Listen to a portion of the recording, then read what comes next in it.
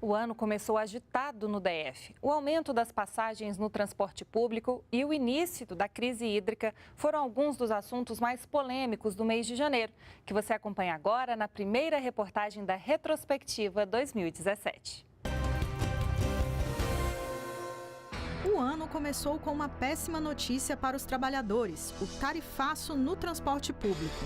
O governador Rodrigo Hollenberg teve que interromper as férias e voltar a Brasília para explicar os motivos do reajuste, que entrou em vigor no primeiro dia útil do ano. Temos 173 milhões de reais para 2017, para o ano todo no orçamento. Portanto, nós temos uma necessidade de reduzir esse déficit imediatamente. Manifestantes foram às ruas protestar contra o aumento. A Câmara Legislativa chegou a derrubar o decreto de Hollenberg que previa o reajuste, mas depois de recorrer à Justiça, o GDF conseguiu manter o aumento. E o ano começou também com outro problema: a crise hídrica. Por causa da falta de chuva, os dois maiores reservatórios do DF não atingiram o nível esperado e a CAESB tomou uma atitude inédita. Pela primeira vez, o Distrito Federal teve que enfrentar o temido racionamento de água, que começou no fim do mês. E o IPVA do Distrito Federal passou por mudanças. O GDF decidiu antecipar para fevereiro a data do pagamento da primeira parcela do tributo. A outra novidade é que, a partir de 2017, o imposto passou a ser pago em até 4 vezes. Meninos de 12 a 13 anos passaram a ser vacinados contra HPV nos postos de saúde do DF. Até 2016, a vacina era disponibilizada somente para as meninas. Além da vacina, Brasília teve outra novidade no combate ao vírus. Passou a ser oferecido na rede pública um novo exame de diagnóstico do HPV, que identifica com precisão se o vírus é de alto ou baixo risco. A Justiça suspendeu pela 4ª vez as obras de revitalização da orla do Lago Paranoá. O trabalho em torno do lago foi suspenso depois que um juiz entendeu que a construção de uma ciclovia cimentada em área de preservação e a menos de 30 metros da margem do lago era ilegal. O governo do DF recorreu da decisão. Depois de derrubar a liminar que tinha suspendido os trabalhos, as obras foram retomadas. E o Eixão do Lazer passou a ter um novo horário para a prática de atividades físicas no mês de janeiro. A partir das 7 da manhã até as 7 da noite, aos domingos e feriados, os carros deram lugar às bicicletas, skates e às tradicionais corridas e caminhadas. Antes, o Eixão do Lazer ficava fechado para os carros apenas até às 6 da tarde. E com a crise hídrica, o GDF começava uma série de ações de desocupação de áreas de nascentes e córregos, além de invasões irregulares em todo o DF. No início do mês, 5 milhões de metros quadrados de áreas públicas, entre elas o Parque Ezequias Heringer e a Reserva Biológica do Guará, começaram a ser liberados. No dia 17, foi inaugurado o aterro sanitário de Samambaia. Em uma primeira fase, o novo aterro começava a receber 900 toneladas de rejeitos por dia, o equivalente a 1/3 de tudo que é produzido pelo DF. A promessa era desativar totalmente o lixão da estrutural em 1 ano e meio. Uma parte dos mais de 4.000 trabalhadores terceirizados responsáveis pela limpeza e merenda das escolas públicas do DF cruzaram os braços em janeiro. A categoria estaria sem receber o 13º e parte dela sem receber o salário, ticket alimentação e o vale transporte. A Secretaria de Educação alegava que já tinha realizado todos os repasses para as empresas. A Defensoria Pública do DF pediu a interdição parcial do complexo penitenciário da Papuda em janeiro. Depois de uma visita à unidade em junho de 2016, os defensores fizeram um relatório em que apontavam uma série de problemas. O principal, a superlotação.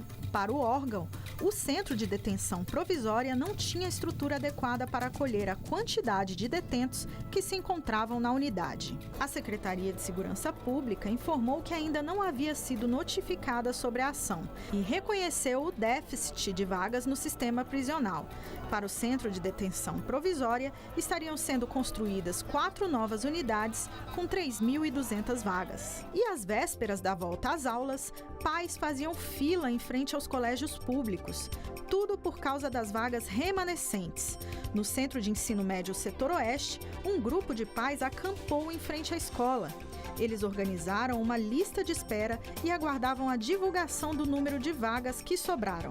E por causa das férias escolares, o DF Trans fez o bloqueio do passe livre estudantil durante todo o mês de janeiro. Apenas estudantes que faziam cursos de verão tiveram o cartão liberado. De acordo com o DF Trans, o problema aconteceu porque a UNB não repassou a lista de frequência dos alunos que estavam devidamente matriculados naquele período. E no final do mês, várias famílias participaram de um brincalhaço embaixo do Bloco H da 312 Sul. O evento foi marcado em protesto contra uma restrição da síndica do prédio que proibia crianças de brincarem no pilotis. A síndica argumentou que estava apenas cumprindo uma regra estabelecida pelo regimento interno do condomínio, que foi aprovado em 1971. Depois da polêmica, uma assembleia foi marcada para discutir a mudança nas regras e a atualização no regimento. Em Taguatinga, um ponto de cultura muda a realidade da comunidade local há mais de 30 anos e transforma dons em arte. Olê, mulher rendeira, olê, mulher renda. Tudo começou com os mamulengos, ou teatro de bonecos.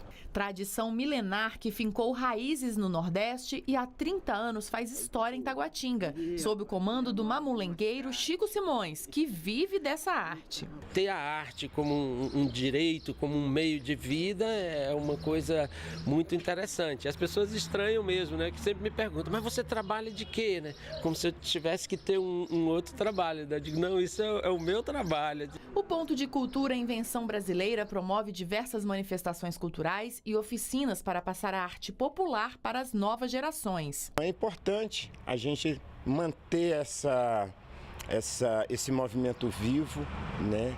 E fazer parte dele é muito prazeroso, né?